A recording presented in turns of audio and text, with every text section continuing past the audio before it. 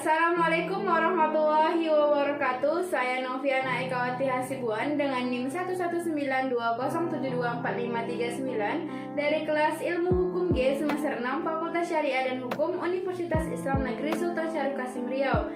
Dalam kesempatan kali ini saya akan menyampaikan beberapa materi mengenai hak paten dan desain industri, di mana untuk memenuhi tugas pada ujian akhir semester pada mata kuliah Hukum Kekayaan Intelektual dengan dosen pengampu Bapak Irfan Hida SHMH.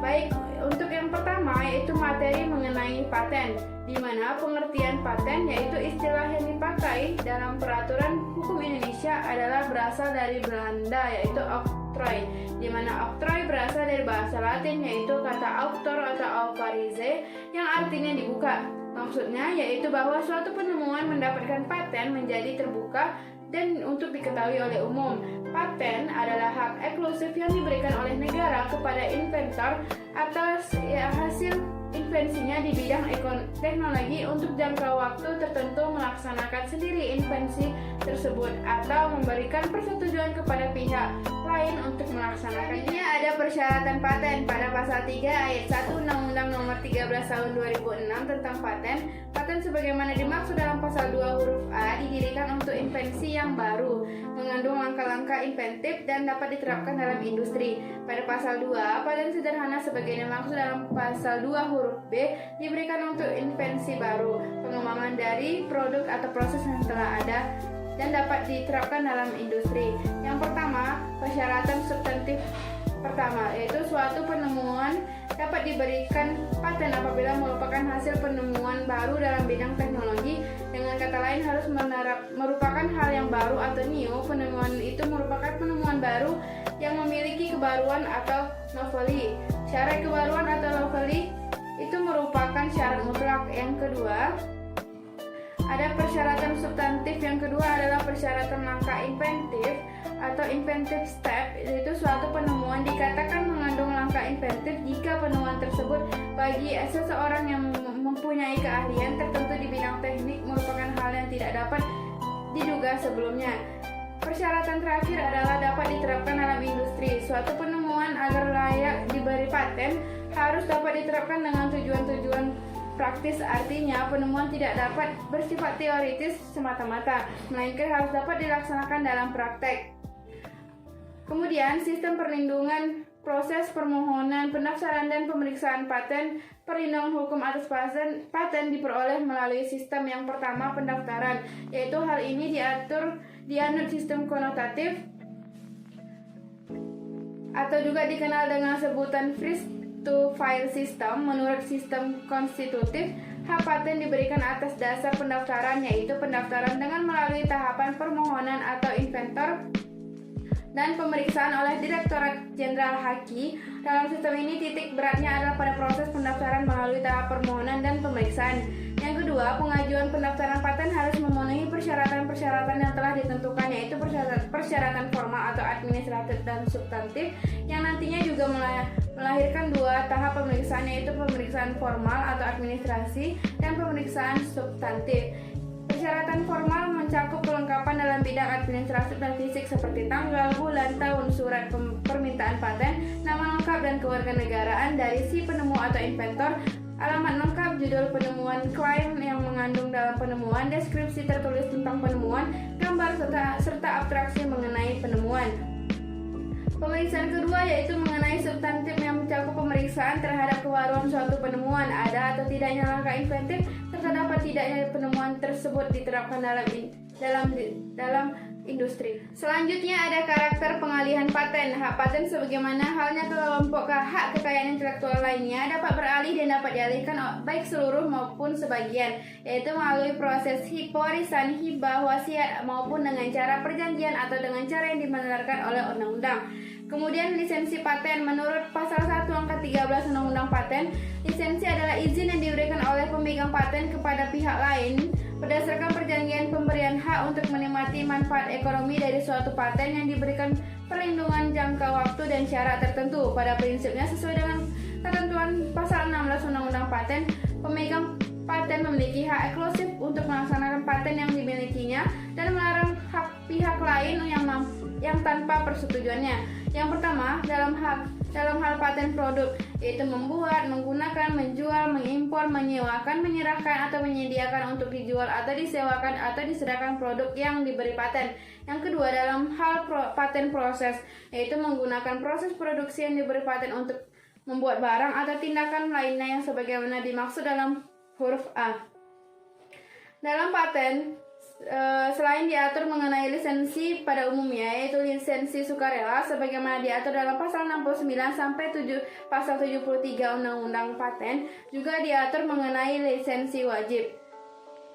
Menurut ketentuan pasal 31 TRIPS Agreement, ada 4 pertimbangan yang menjadi dasar pemberian lisensi wajib untuk paten, yaitu yang pertama karena keperluan yang mendesak, yang kedua untuk menghindari terjadinya praktik persaingan usaha yang tidak sehat, yang ketiga dalam rangka penggunaan yang bersifat non-komersial untuk kepentingan umum, yang keempat adanya saling ketergantungan paten yang ada dengan yang sesudahnya. Ada tindak pidana hak paten pada pasal 161, setiap orang dengan sengaja tanpa hak melakukan perbuatan sebagaimana dimaksud dalam pasal 160 untuk paten dipidana dengan penjara paling lama 4 tahun atau denda paling banyak 1 miliar. Pasal 162, setiap orang dengan sengaja melakukan perbuatan sebagaimana dimaksud dengan pasal 160 paten sederhana dipidana dengan paling lama 2 tahun atau denda paling banyak 500 juta rupiah. Pasal 193 ayat 1, setiap orang yang melanggar ketentuan sebagaimana dimaksud dalam pasal 161 atau pasal 162 yang mengakibatkan gangguan kesehatan atau lingkungan hidup dipidana dengan pidana paling lama 7 tahun atau denda paling banyak yaitu 2 miliar rupiah. Pasal 163 ayat 2, setiap orang yang melanggar ketentuan sebagaimana dimaksud dalam pasal 161 atau 162 yang mengakibatkan kematian manusia dipidana dengan pidana paling lama penjara 10 tahun atau denda paling banyak yaitu 3 miliar 500 juta rupiah. Pasal 164, setiap orang yang dengan sengaja dan tanpa hak membocorkan dokumen permohonan yang bersifat rahasia sebagaimana dimaksud dalam pasal 45 ayat 1 dipidana dengan penjara paling lama 2 tahun. Pasal 165, tindak pidana sebagaimana yang dimaksud dalam pasal 161, 162 dan pasal 164 merupakan delik aduan. Pasal 166, dalam hal terbukti adanya pelanggaran paten, hakim dapat memerintahkan agar barang hasil pelanggaran paten disita oleh negara untuk dimusnahkan. Ini ada pelanggaran terhadap paten, ini penyelesaian sengketa paten. Jika suatu paten diberikan kepada pihak lain selain dari yang berhak berdasarkan pasal 10, pasal 11, pasal 12 Undang-Undang 14 tahun 2001, maka pihak yang berhak atas paten tersebut dapat menggugat kepada pengadilan niaga. Hak untuk menggugat berlaku sejak tanggal penerimaan pemberitahuan isi putusan atau gugatan yang disampaikan para pihak oleh pengadilan niaga paling lama 14 hari sejak tanggal putusan diucapkan. Isi putusan dicatat oleh dan diumumkan oleh Dirjen Haki. Dalam pemeriksaan terhadap paten, proses kewajiban pembuktian bahwa suatu produk tidak berhasil dengan menggunakan proses-proses sebagaimana yang dimaksud dalam pasal 16 ayat 1 huruf B Undang-Undang 14 tahun 2001 dibebankan kepada pihak tergugat apabila a. produk yang dihasilkan melalui paten proses tersebut merupakan produk baru, yang b. produk tersebut diduga merupakan hasil dari paten proses dan sekalipun telah digunakan upaya pembuktian yang cukup, pemegang paten tetap tidak dapat menentukan proses apa yang digunakan untuk menghasilkan produk tersebut. Putusan atau gugatan diucapkan paling lambat 180 hari setelah tanggal gugatan didaftarkan. Putusan atas gugatan yang memuat secara lengkap pertimbangan hukum yang mendasari putusan tersebut harus diucapkan secara terbuka untuk umum. Jika terbukti adanya pelanggaran paten, hakim dapat memerintahkan agar barang hasil pelanggaran tersebut disita oleh negara untuk dimusnahkan. Dikecualikan dari ketentuan pidana ini adalah yang pertama, mengimpor produk farmasi yang melindungi paten di Indonesia dengan cara produk itu diimpor sesuai dengan peraturan perundang-undangan yang berlaku. Pengecualian ini untuk menjamin harga yang wajar dan memenuhi rasa keadilan sebab produk farmasi sangat dibutuhkan bagi kesehatan manusia. Yang B, memproduksi produk farmasi yang dilindungi paten di Indonesia dalam jangka waktu 2 tahun sebelum berakhirnya perlindungan paten dengan tujuan proses perizinan, kemudian melakukan pemasaran setelah perlindungan paten tersebut berakhir. Pengecualian ini untuk menjamin tersedianya produk farmasi oleh pihak lain setelah berakhirnya masa perlindungan paten sehingga harga produk farmasi yang wajar dapat diupayakan. Pada slide pembahasan selanjutnya yaitu mengenai desain industri. Yang pertama, konsep desain industri. Desain industri sebagai salah satu golongan ilmu hukum kekayaan intelektual, pengaturannya di dalam Undang-Undang Nomor 31 Tahun 2000 tentang desain industri. Undang-undang ini adalah untuk pertama kalinya dibuat secara khusus dalam memberikan perlindungan desain industri di Indonesia yang disahkan oleh Presiden Republik Indonesia pada tanggal 20 Desember tahun 2000 yang mulai berlaku pada tanggal disahkannya. Sebelum lahirnya undang-undang ini tentang desain industri, Undang-Undang Hak Cipta telah menjadi dasar hukum perlindungan desain industri di Indonesia. Kemudian, adapun pengertian desain industri menurut Undang-Undang Nomor 31 Tahun 2000 yaitu suatu kreasi tentang bentuk, konfigurasi atau komposisi garis atau warna atau garis dan warna atau gabungan daripadanya yang berbentuk 3 dimensi atau 2 dimensi yang memberikan kesan estetis dan dapat diwujudkan dalam barang, komoditas industri atau kerajinan tangan. Dalam Undang-Undang Nomor 31 Tahun 2000, seseorang atau beberapa orang yang menghasilkan desain industri disebut dengan pendesain. Yang ketiga ada latar lahirnya Undang-Undang Desain Industri. Yang pertama terkait dengan kewajiban Indonesia sebagai anggota WTO yang harus menyediakan pengaturan yang lebih baik dalam perlindungan desain industri. Yang kedua yaitu berhubungan dengan tekad pemerintah untuk memberikan perlindungan yang efektif terhadap berbagai bentuk pelanggaran terhadap desain industri seperti penjiplakan, pembajakan, atau penipuan. Upaya perlindungan ini lebih komprehensif diharapkan dapat menjadi faktor pendorong untuk meningkatkan daya kreativitas para pendesain dan sebagai wahana untuk melahirkan para pendesain yang produktif. Selanjutnya ada ruang lingkup desain industri. Lingkup desain industri diatur dalam pasal 9 Undang-Undang Desain Industri. Yang pertama, pemegang hak desain industri memiliki hak eksklusif untuk melaksanakan hak desain industri yang dimilikinya dan melarang siapapun atau orang lain yang tanpa persetujuan membuat, memakai, menjual, mengekspor, mengimpor, dan atau mengedarkan barang yang diberi hak desain industri. Yang kedua, pemakai desain industri untuk kepentingan penelitian pendidikan sepanjang tidak merugikan kepentingan yang wajar dan pemegang hak desain industri. Selanjutnya ada manfaat perlindungan desain industri. Hak pemegang desain industri bersifat eksklusif, artinya hanya pemegang saja yang melaksanakan atau memanfaatkan desain industrinya, sehingga orang lain atau pihak lain dilarang ikut memanfaatkan tanpa persetujuan si pemegang hak. Si pemegang hak juga dapat mengajukan gugatan secara perdata maupun pidana kepada siapapun dengan sengaja dan tanpa hak membuat, memakai, menjual, mengekspor, mengimpor, atau mengedarkan barang, memakai, menjual, mengimpor, dan mengekspor atau mengedarkan barang yang diberi hak desain industri. Pembahasan selanjutnya yaitu mengenai syarat perlindungan desain industri. Desain industri mendapat perlindungan sebagaimana diatur dalam pasal 12 Undang-Undang Desain Industri adalah: yang pertama, desain industri diberikan untuk desain industri yang baru. Yang kedua, desain industri dianggap baru apabila pada tanggal penerimaan desain industri tersebut tidak sama dengan pengungkapan yang telah ada sebelumnya. Yang ketiga, pengungkapan sebelumnya sebagaimana dimaksud dalam ayat 2 adalah pengungkapan desain industri yang sebelumnya tanggal penerimaan atau tanggal prioritas apabila permohonan diajukan dengan hak prioritas telah diumumkan atau digunakan di Indonesia atau di luar Indonesia. Dalam pasal 3 Undang-Undang Desain Industri yang berbunyi, suatu desain di industri dianggap telah diumumkan apabila dalam jangka waktu paling lama 6 bulan sebelum tanggal penerimaannya desain industri tersebut yang pertama telah dipertunjukkan dalam suatu pameran nasional maupun internasional di Indonesia ataupun di luar negeri yang resmi atau diakui sebagai resmi, atau yang B telah digunakan di Indonesia oleh pendesain dalam rangka percobaan dengan tujuan pendidikan, penelitian, atau pengembangan. Selanjutnya ada jangka waktu perlindungan desain industri. Perlindungan terhadap hak desain industri diberikan untuk jangka waktu 10 tahun terhitung sejak tanggal penerimaan.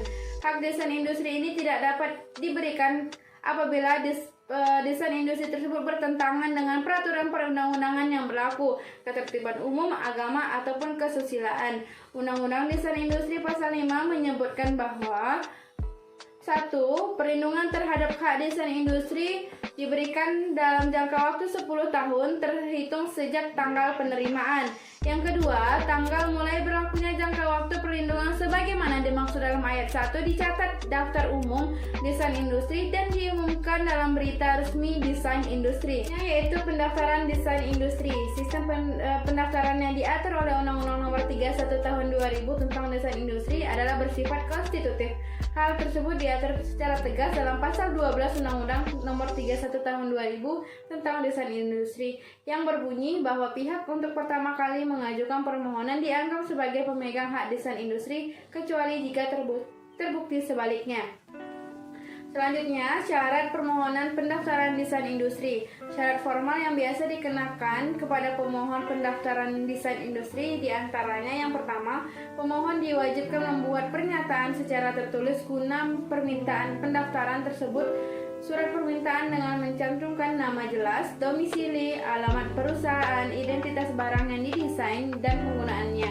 Selain itu juga perlu menyatakan bahwa desain yang didaftarkan adalah benar miliknya serta menyertakan bukti-bukti kepemilikan. Yang kedua, melampirkan akta pendirian badan hukum serta replika desain barang yang didaftarkan serta contohnya. Yang ketiga, pemohon yang menguasakan kepada orang lain harus menggunakan surat kuasa. Yang keempat, membayar seluruh biaya yang diperlukan dalam rangka pendaftaran tersebut. Untuk mendapatkan hak perlindungan ini ada sejumlah syarat dokumen yang harus dipenuhi, yaitu yang pertama untuk syarat perorangan. Berikut syarat pendaftaran bagi perorangan antara lain scan atau fotokopi KTP, yang kedua scan atau fotokopi kitab atau kitas pemohon, yang ketiga gambar atau foto desain, yang keempat uraian desain industri yang dimintai perlindungan, yang kelima dokumen terkait lainnya.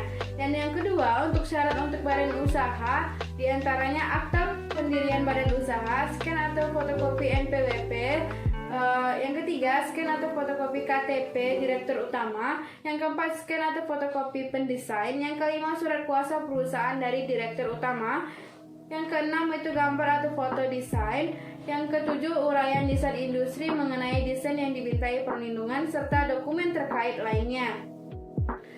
Adapun prosedur permohonan pendaftaran hak desain industri, yang pertama mengisi formulir permohonan.